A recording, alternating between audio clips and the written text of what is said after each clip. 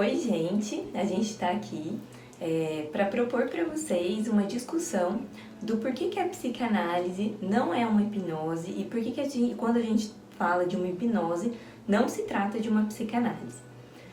Para começar, então, a hipnose ela é um estado de adormecimento, né, que uma pessoa pode entrar, se ela tiver o amparo assim, de uma pessoa com uma técnica que possa levá-la, induzi-la a esse estado de hipnose, né?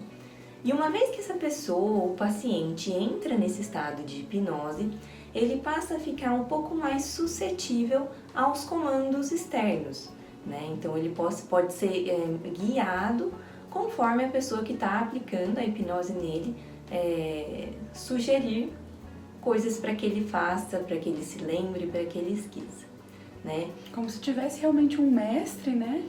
E alguém que está sendo suscetível a isso, que está atendendo aos comandos do mestre. Uhum, e no início da clínica do Freud, ele se usou da hipnose, né, Isa? Uhum. O que o Freud queria com esse método, né?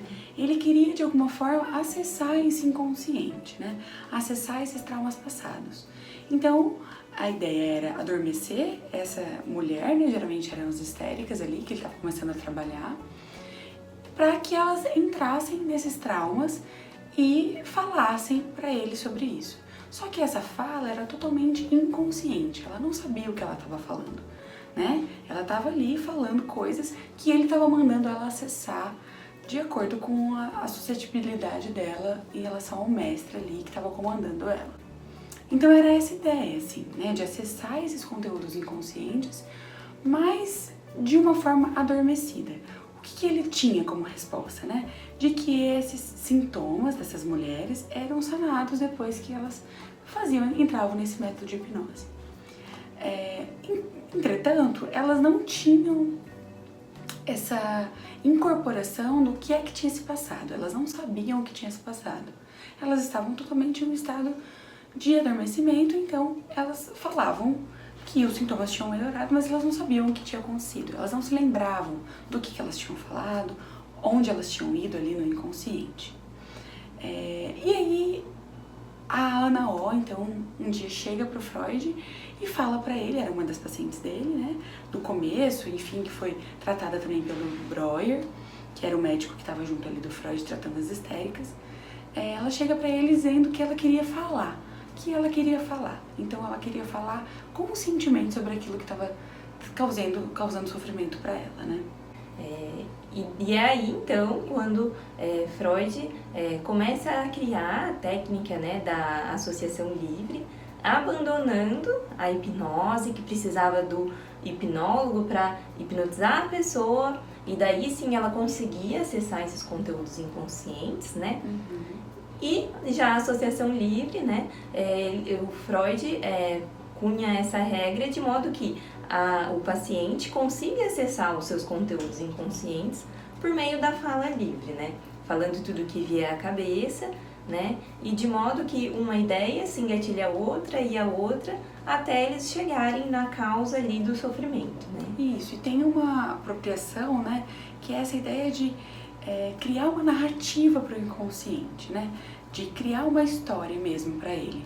Então, ir falando e uma história remete a outra, que remete a outra, que remete a outra, e nisso se cria uma narrativa para aquele sintoma e para aquele inconsciente. E aí, a partir disso, há o acesso aos conteúdos recalcados e então o acesso a essas causas, né? Que a gente não pode colocar enquanto uma causa para o sintoma, mas ela é multifacetada, né? Tem muitas causas. Pode ser que para um sintoma existem muitas causas. Então, essa história, né, esse encadeamento das histórias pode chegar a essas causas para o sintoma. E aí, essa vem a ideia do Freud quando ele cria, né, esse conceito da cura pela palavra, ou dessa limpeza da chaminé, né, de conteúdos inconscientes que vão saindo pela palavra, que o sujeito começa a saber.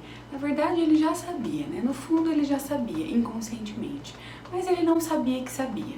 Faz a gente se questionar, né, por que ainda há uma procura por esses métodos tão rápidos para tratamento dos sintomas, né? Esses métodos, não só a hipnose, mas também o método medicamentoso, outras terapias, né, que agem atuando nesse sintoma, para curar esse sintoma. Então, essa ideia, né, do que a hipnose faz, que é adormecer um corpo, o Freud, ele trabalha sobre as 3 fontes de sofrimento para o sujeito e ele coloca o corpo enquanto uma das fontes de sofrimento para o sujeito. Então, o corpo é fonte de sofrer. O que quer dizer? Se tem um corpo, a gente vai sofrer dentro dele.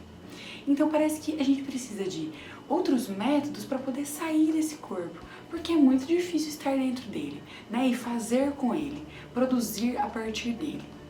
E é isso a gente fica pensando, né, a partir das diferenças com a psicanálise, e é um tema que a gente vai abordar em uma outra prosa.